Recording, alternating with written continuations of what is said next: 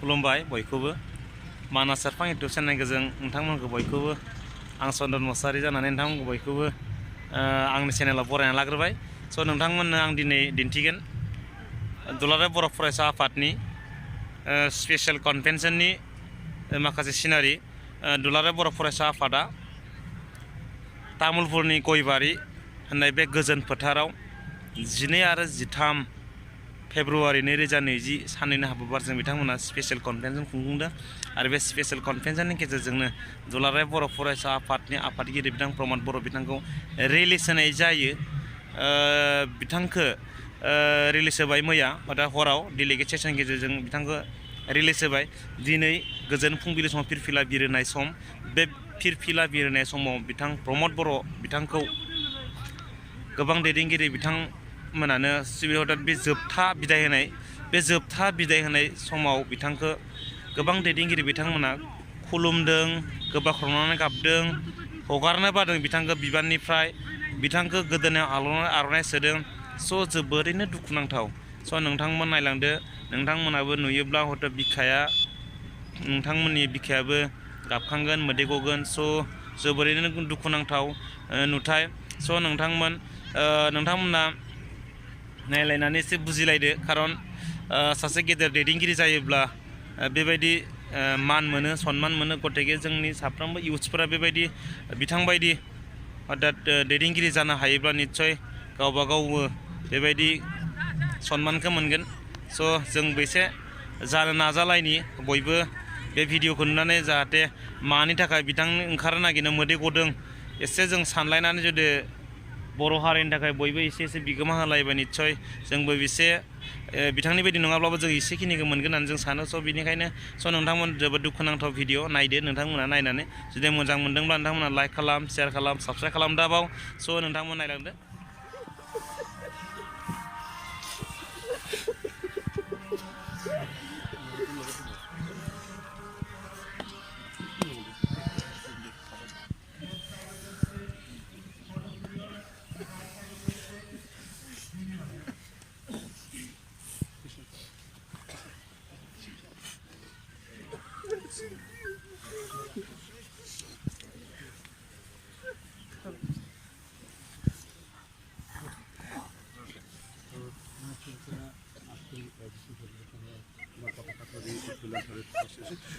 পাইছে আচলতে কান্দোনৰ ৰোল উঠিছে, কাৰণ সকলোৰে মৰমৰ বিশেষকৈ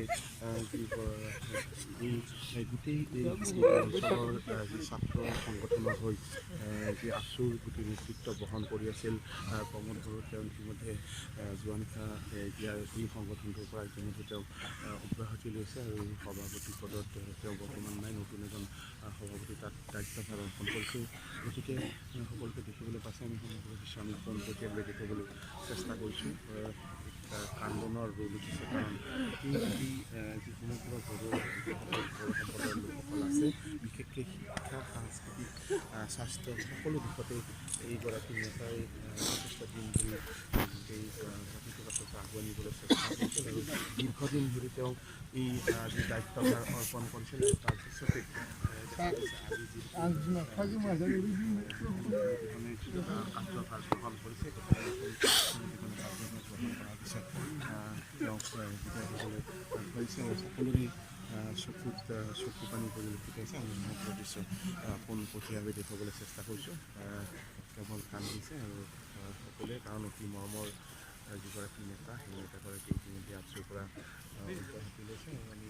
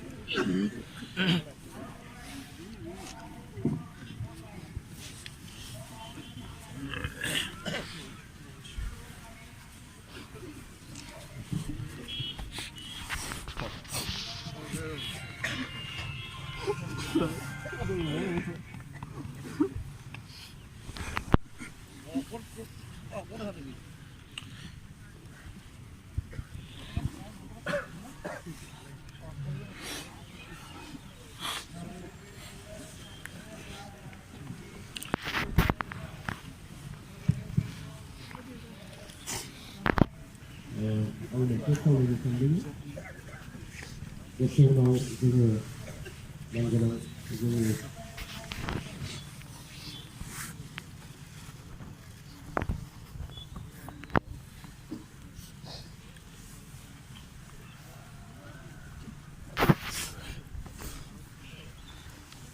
이렇게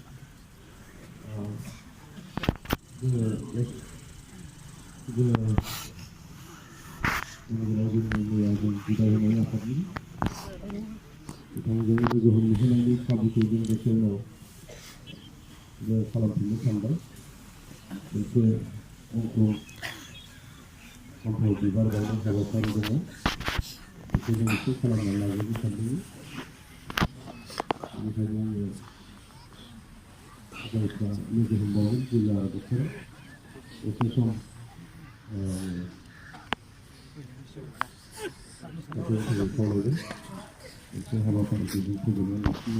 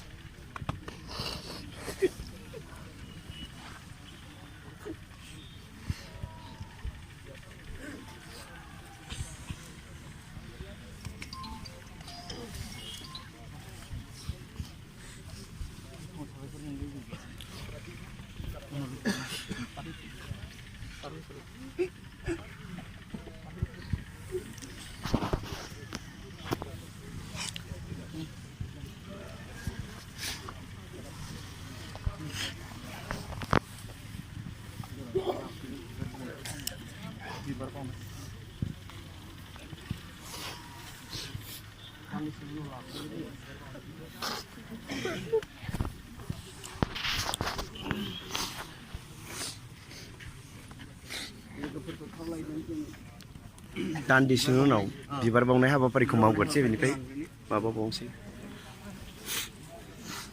दायो उनाव आरो खालामबावजागोन मोनसे हाबाफारि दंबावो